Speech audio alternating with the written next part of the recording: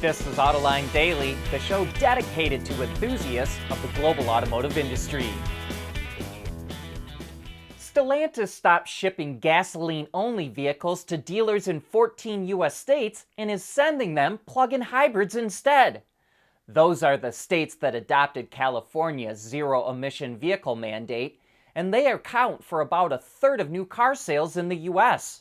And remember, it's the states that are enforcing this mandate, not the federal government. Automotive News reports that Stellantis will still ship gasoline vehicles to dealers in those states, but only if customers order them. The PHEVs Stellantis currently sells in the U.S. right now are the Chrysler Pacifica, the Jeep Wrangler and Grand Cherokee 4xe, the Alfa Romeo Tonale just went on sale, the plug-in Dodge Hornet should be coming soon, and we think the Jeep Grand Wagoneer 4xe hits the market next year. Interestingly, 5 automakers are exempt from the ZEV mandate: Ford, BMW, Honda, VW, and Volvo. In 2020, they reached an agreement with the California Air Resources Board to comply with a blend of their national fleet, not just the vehicles they sell in those 14 states. That mandate calls for 35% of new light-duty vehicles to be BEVs or PHEVs in 2026, 68% in 2030, and 100% by 2035. So what's happening with Stellantis right now is likely a preview of what's to come.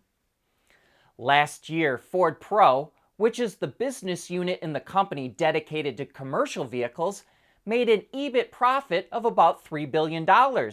This year, it's expected to double that to nearly $6 billion.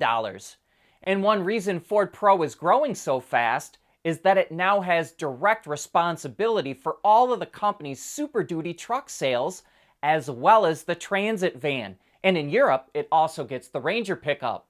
Ford Blue, the IC side of the business, actually makes those vehicles, but it then sells them to Ford Pro under an arranged transfer price.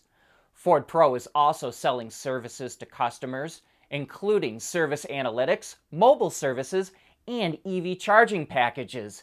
And sales of those services are growing rapidly.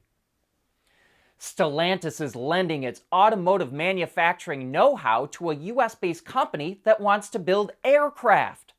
Stellantis first invested in Archer Aviation at the beginning of the year. Then it recently bought more stock in the aircraft company, and now it's providing personnel to help with manufacturing automation and component sourcing. Archer is building an eVTOL manufacturing site in Georgia, which it says is, quote, well underway, and hopes to be ready for production by the middle of next year. By the way, an eVTOL is an electric vertical takeoff and landing aircraft. Initial production will have a capacity of about 650 eVTOLs a year, but the hope is to expand that to 2,300 a year. And while Stellantis didn't reveal how much it invested in the company, it said it's helping Archer, quote, avoid hundreds of millions of dollars of spending during the manufacturing ramp-up phase.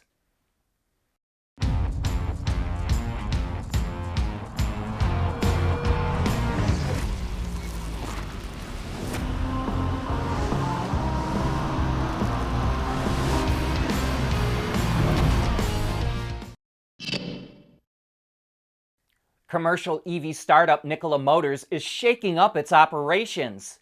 The company announced it's laying off 270 employees in order to cut costs by $50 million a year. More than half of those workers were involved in its European operations, and that's because Nikola says it's going to concentrate on the North American market instead. It's also selling off its stake in a joint venture with European commercial truck maker Iveco. Nikola expects that its annual cash burn will drop below $400 million a year by 2024.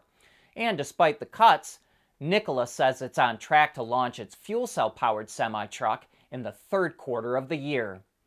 And speaking of struggling EV startups, Faraday Future announced it's delaying the delivery of its FF91 vehicle again from the end of the second quarter to August.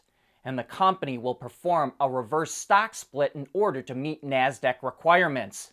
To be honest with you, I'm getting absolutely tired of reporting on Faraday's struggles. But the reason it's doing this is because the company's stock must remain above $1 to stay on the NASDAQ, and Faraday's fell below that mark. Lordstown Motors also decided to do a reverse stock split because it too fell below $1 a share.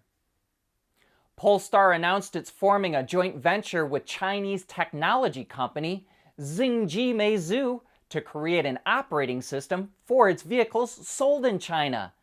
And in your full circle automotive moment of the day, Geely, the parent company of Polestar, also owns Xingji Meizu, which it bought last year. The new operating platform will include in-car apps, streaming services, and intelligent vehicle software, and it can be integrated with cell phones, augmented reality devices, and apps to create a broader digital ecosystem. Geely says it will equip the operating system in its other brands as well.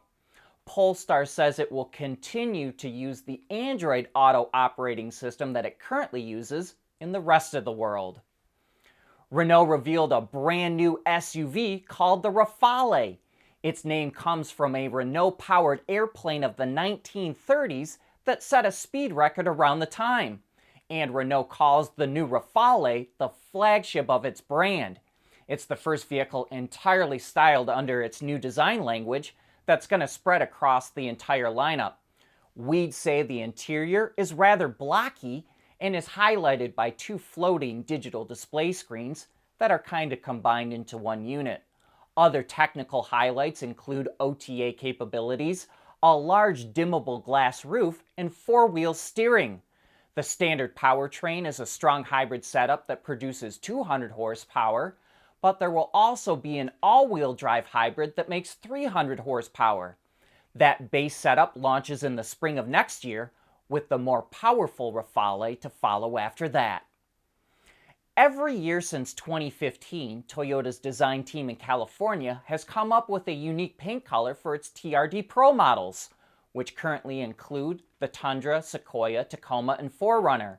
And this year's color looks like a deep orangish red called Terra.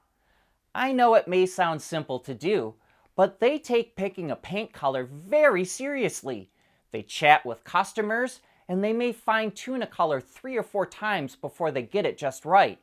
And not only do these special colors become very sought after, they can also retain their value more than a similar model. Acura announced pricing for the new Integra Type S, which goes on sale today. It starts just under $52,000, including destination charges. The model is the most powerful Integra ever and features a 2-liter turbo that cranks out 320 horsepower and 310 pound-feet of torque. That's an increase of 120 horses and 118 pound-feet over the base Integra. And better still, it can be mated to a 6-speed manual transmission. And that brings us to the end of today. Thanks for making Autoline part of your day.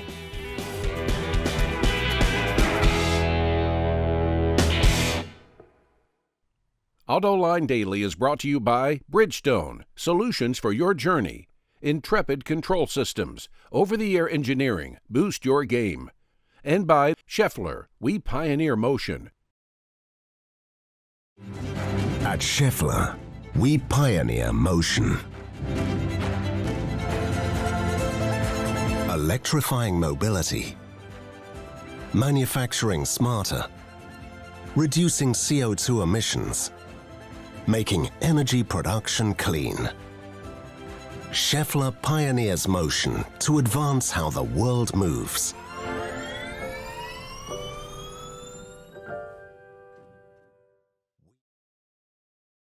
We want to know what drives your testing. OTA, connected car, diagnostics, remote testing. Intrepid Control Systems is here to help you work from anywhere. Intrepid Control Systems, driven by your data.